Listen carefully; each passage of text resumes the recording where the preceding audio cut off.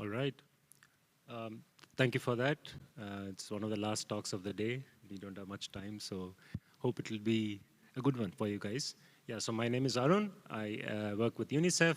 I'm the blockchain lead at the ventures team within the UNICEF Office of Innovation, and we are here to chat with one of our portfolio companies, Statwick, around the supply chain solution that they have worked on and the impact they are creating, along with a partner of ours on how to get these open source digital public goods funded. May I ask you guys to quickly introduce yourselves, starting with Mansi? Yeah, sure. Thanks, Arun. Hi, good evening, everyone. My name is Mansi. I'm the head of product at Statwick. We are a blockchain-based company where we are basically focused on enhancing the transparency and efficiency in the global health public supply chains. What we essentially do is help stakeholders keep a track of all their transactions and give end-to-end visibility in the supply chains. Thank you, and thank you both for the invitation today.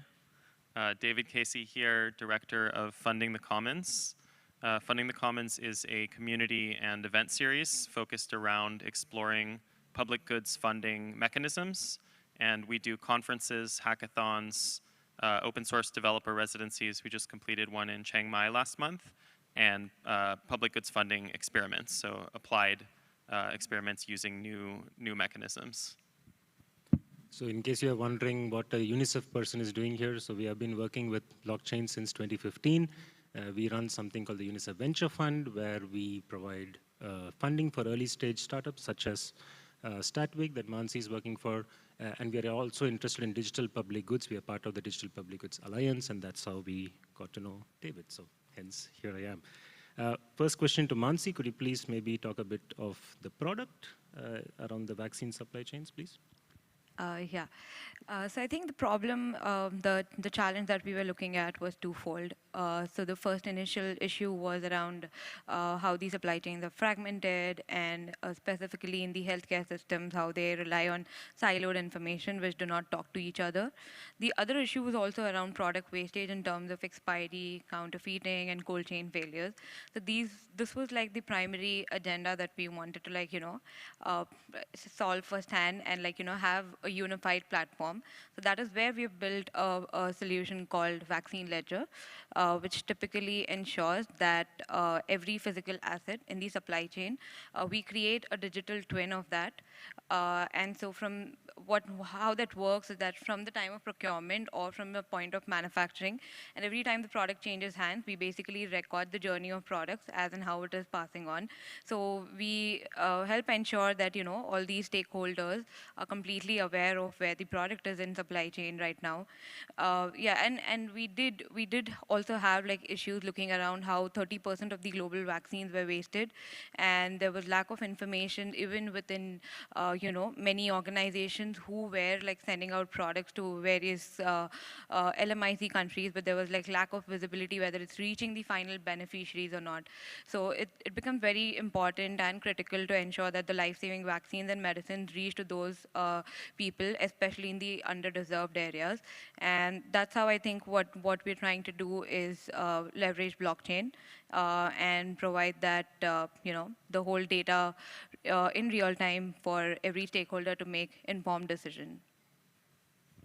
That's fantastic. So blockchain here is, of course, used to track every vial of the vaccine, I think, which adds a next layer of traceability and visibility, which all the stakeholders get. And talking of stakeholders, where have you piloted this solution so far? Yeah, so we've had a couple of deployments. So we had it both on the private side also and on the public. So we did a couple of deployments in Costa Rica. We had partnership with IDB, Inter-American Development Bank, who actually opened doors for us to help track products within that market. So the major issue at hand was that once the manufacturers send the product, they only have visibility till Panama, and after which there's complete lack of understanding of how is the product moving in the country. So we did make a deployment there, and even during COVID, we were able to track 1 million doses of COVID-19 vaccines, and also the end beneficiaries who were receiving it. And we did have another deployment, another major deployment with UNICEF. So the way it works is that we have an LTA with UNICEF, so that basically gives us that opportunity to like go to multiple countries. We recently just deployed in Bangladesh. So we are ensuring that we are tracking the product from the central procurement level at the country.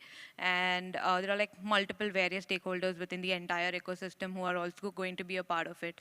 The major challenge I think we did have around was, there were barriers in terms of digital infrastructure. So they did not have like enough capabilities that could support, and even in terms of remote locations, right? So there were like very, very remote locations where you do not have like bandwidth capacity, internet bandwidth capacity. So we did employ a good workaround plan for that, to have an offline mode, which basically helps people record information in real time.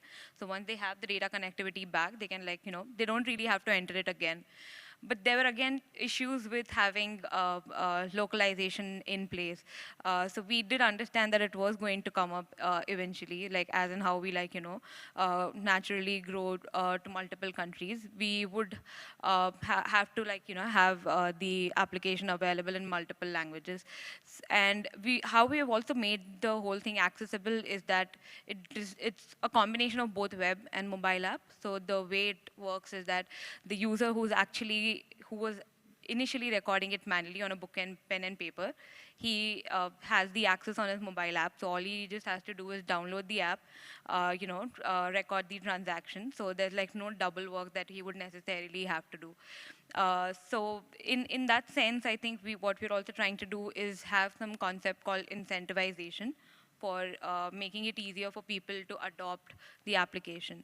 So that's where I think with UNICEF Bangladesh, what we have done is like the demographics are vast there. So we are looking at almost 100,000 million doses of vaccination that we're going to record every year. And that's like a huge number.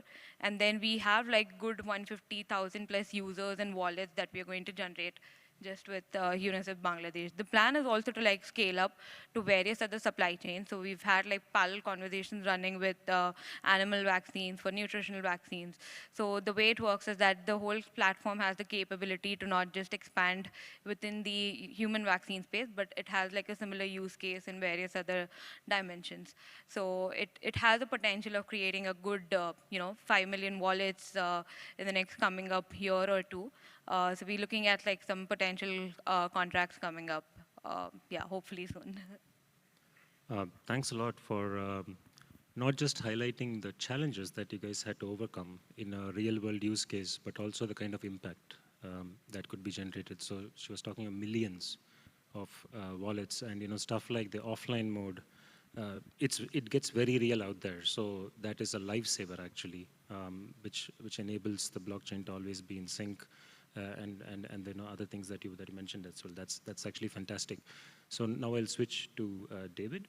So as you could see, David, like these guys managed to not just build the tech, but also make it accessible and make it work in the real world. And just in Bangladesh, they'll soon start tracking 100,000 vaccines with thousands of wallets. So for projects such as this, Web3 projects, real world, open source, what would be the sources of funding that they can tap into? Could you please take us through an overview of that? Yeah, so I think I've always thought that this is a very interesting use case, real world, real-time supply chain tracking. I remember a project from about 6 or 7 years ago, I believe it was called Wabi, that was more focused on food, and there was like a lot of kind of fake ingredients issues, especially in China. I'm not sure what happened to it, but I thought it was a brilliant use case. And it's not like sexy because it's real world and there's not that much to speculate on, but it's actually like really, really useful for millions of people. I think in terms of funding, in crypto we have this kind of phrase of public goods funding, but often what people mean are funding network goods, which are kind of digital public goods, open source, that is specifically applicable to the Optimism superchain ecosystem, or the Polygon ecosystem, or the Ethereum ecosystem, or the Stellar ecosystem, which is a little different than when kind of government, public sector, UNICEF folks talk about public goods, which are kind of like the public that is, the human species, or the public of Bangladesh. So in that light, there are a number of public goods funding systems being developed, and some really interesting work being done in the Optimism ecosystem with retroactive public goods funding. There's a kind of old protocol, Golem Foundation, which deployed something called Octant, which uses quadratic funding, like Gitcoin, to fund a number of, again, mostly Ethereum open source public goods. What I think these ecosystems are looking for is essentially transaction volume on their chain, on their network. And so deploying these millions of wallets on a decentralized public blockchain network, like a layer 2 on top of Ethereum, would be, I think, critical to going after public goods funding from one of these ecosystems. There's always the option of launching a token, using that token as an incentive layer for real-world validators or auditors that are, tracking the vaccines as they go through time and space, using basic devices that millions of people have around the world. So you enable kind of large amounts of people that are not technical to directly engage in validating transactions or kind of interactions. So these are some ideas. And then beyond Web3, I think this is a real use case for public sector, for governments, for large nonprofits and philanthropic bodies like Gates Foundation. I think that this use case goes way beyond Web3. I think that Web3 and blockchain foundations should be very interested in these use cases. Unfortunately, it's generally only if you're using some specific stack or technology, like I mentioned, of a specific layer 2, would they generally become interested. Ethereum Foundation's an exception. They fund a lot of interesting research. Thanks for that. What got me into blockchains for the very first time many years ago was actually the real-life potential of this technology helping society as in a whole. And then now we are beginning to see these real-world use cases. And you already mentioned about, let's say, the amount of data that has to be stored on-chain for the sources of public goods funding from the Web3 ecosystem to be interested in them. What else should these projects keep in mind, apart from just using the blockchain, of course, that goes without saying? How else can they make themselves attractive? I think as we spoke about a bit earlier, understanding how can we engage people in the real world beyond developers, bringing this technology outside of the kind of internal circles that I feel like, I also got interested in blockchain about 11, 12 years ago for real world use cases and impact, and always have been really interested in projects, and that's how we got connected. So yeah, looking at how can people around the world living in places like Costa Rica, Bangladesh, use very basic and rudimentary devices to confirm things that are happening in the real world and reward them directly on a public blockchain for those actions. Okay. So impact can, of course, be generated by Web3 projects. They may also be generated by Web2 projects who are doing fantastic work. The thing is, these Web2 projects are typically not aware of how to become Web3, how to get the data on-chain and all that. So how can the Web3 ecosystem, the funding ecosystem, be more inclusive and including them? Like, do they have to learn some protocol? Do they have to, like, or could there be easier pathways for these guys to enter the ecosystem as well? Yeah, I think this is an issue with Web3. It's more insular than it could be. And a lot of use cases are being built specifically for the Web3 community. I think these types of exceptions are really interesting, and the broader crypto ecosystem would do well to engage. more. I have seen some kind of retroactive airdrops and funding mechanisms going to GitHub profiles of Web2 developers that may have never heard of the people sending them the token, but I think ZK Sync might have done this. A few recent airdrops have gone to Web2 developers that are building libraries that have been leveraged by crypto protocols, and then they send it like directly to a GitHub address and account, and that's one way that I've seen the Web3 community engaging beyond kind of the small, relatively small but growing ecosystem that we have here.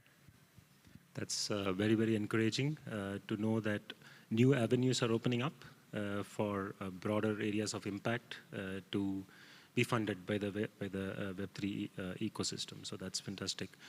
That's all the time that we have. Thank you so much, both Mansi and David, for, of course, highlighting the solution and, of course, talking about the ways in which solutions such as Statvic and the vaccine ledger could get funded. Thank you so much. Thanks.